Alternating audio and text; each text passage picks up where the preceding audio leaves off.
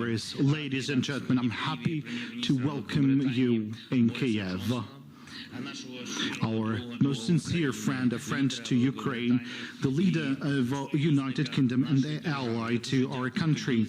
I'm very grateful, Boris, for this visit. It's very important at this very difficult and turbulent times for our country. In the same time, you came here, and we are especially grateful for this to happen. This is a true reflection of the decisive and significant support to Ukraine from United Kingdom, and we always are grateful for that. We shall always remember that. Just recently, we had a meeting in Kiev, and you've recalled this. We draw some conclusions on our joint work in the frames of a strategic dialogue. We were planning future projects. We were wandering around Kiev, and today you can see in your own eyes how our country looks like. You know how our villages, how our settlements look like because of Russian aggression. There could be only one conclusion. It's our common conclusion. We have to exert even more pressure on the Russian Federation, to exert pressure through supporting Ukraine in defending itself. We have to exert pressure in the form of sanctions, and I'm grateful to the United Kingdom that continues and intensifies the sanctions and also provides significant support of Ukraine by reinforcing our defense capacities. The other democratic Western countries should follow the example of the United Kingdom. It's time to impose a complete embargo on Russian energy resources. They should increase the amount of weapons being supplied. The people of Ukraine value the support of United Kingdom on our path to peace, and we were absolutely united with the Prime Minister in terms of the need to reinforce the anti-war coalition. I have informed Boris Johnson on the negotiation process about our clear position. The peaceful negotiations and agreements should provide for a mechanism of effective security guarantees for our country. This is something we've also talked. We count on London to play a key role in this, and for reaching peace in Ukraine. That would be our joint future victory. Today we've discussed some major areas that we need to focus on.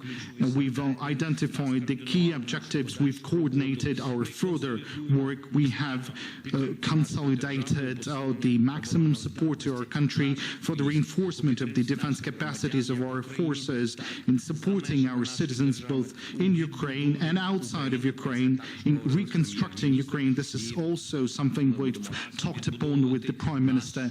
We shall be reconstructing, rebuilding our cities and regions. Once again, I would like to express words of gratitude for the support, for your leadership, for assistance in the weapons, and for your direct and very clear and specific position of your wonderful and powerful country. And thank you for this visit at this very difficult time for our country. You've did this. Thank you to you and to your team.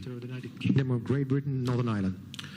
Thank you very much, Volodymyr. Dziękuję. Thank you very much for having me here today at this incredibly difficult time for you and for your wonderful country. I want to begin, Volodymyr, by saluting once again the bravery of the people of Ukraine in defying the appalling aggression that we have seen. In the last few weeks, the world has found new heroes, and those heroes are the people of Ukraine. When I was here just a few weeks ago, and we were in another room, I think in your palace, the defense intelligence that we had suggested that the Russians believed that Ukraine could be engulfed in a matter of days, and that Kiev would fall in hours to their armies, and how wrong they were. And I think that the Ukrainians have shown the courage of a lion, but you, Volodymyr, have given the roar of that lion. And I thank you for what you've been able to do. I think your leadership has been extraordinary. And I think in what Putin has done in places like Bucha and in Irpin, his war crimes have permanently polluted his reputation and the reputation of his government. And it's clear, we discussed this at length, it's clear that what he is doing now, he has suffered a reverse, but his retreat is tactical. And he's going to intensify the pressure now in Donbass and in the east.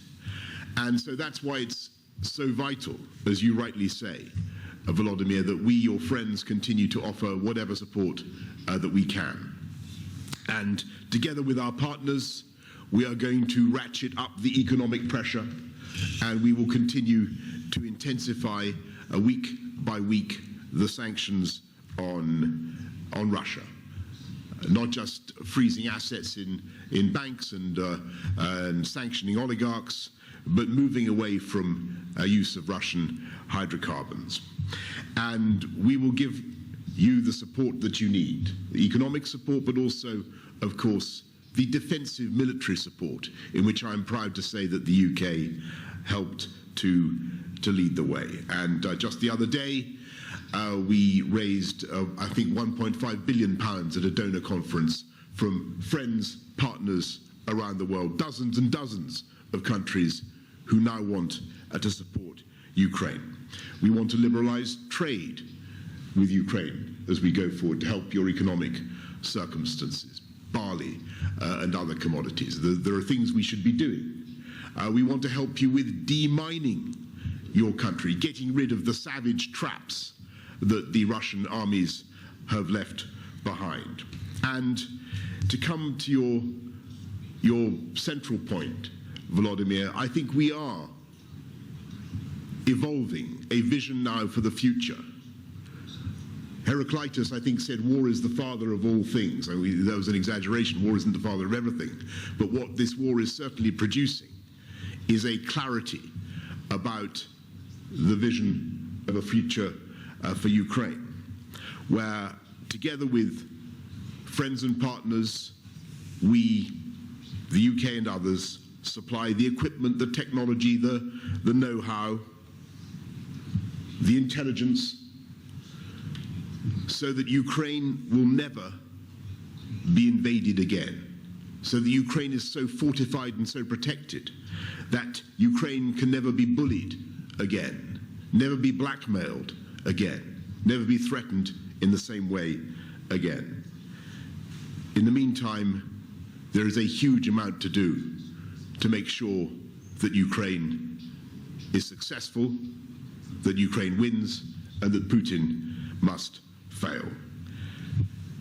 Over the last few hours, I've been able to see quite a lot of your beautiful country, and it's an amazing country.